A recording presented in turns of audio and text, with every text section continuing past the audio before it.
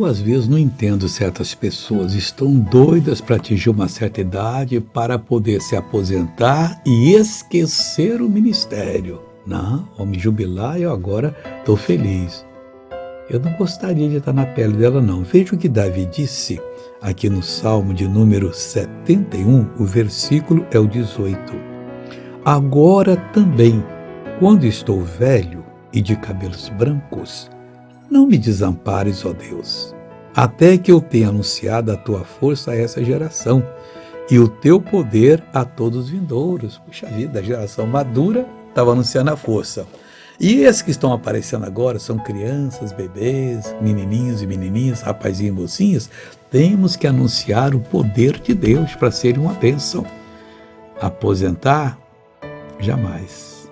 Porque nós vamos combater o bom combate até acabar a carreira e guardar a fé. E quando ele chamar, nós vamos para o lado dele lá.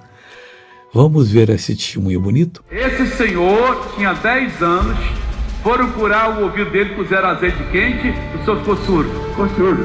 Nunca mais ouviu? Nada, tampou aqui, ó. Boa. 74 anos, tá ouvindo agora? 84 anos. Não, 74, doente. Doente.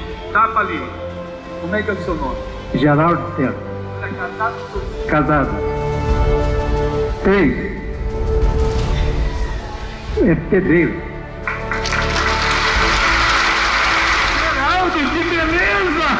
74 anos, pessoal! Vamos orar agora sério, Pai. Esse versículo fala com a gente. Cabelos brancos, ó Deus, cansados.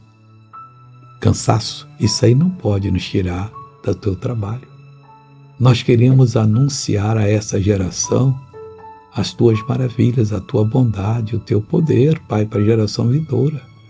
Deus, em nome de Jesus, eu abençoo essa pessoa que está orando comigo e digo, sai dessa vida todo mal, em nome do Senhor. Amém.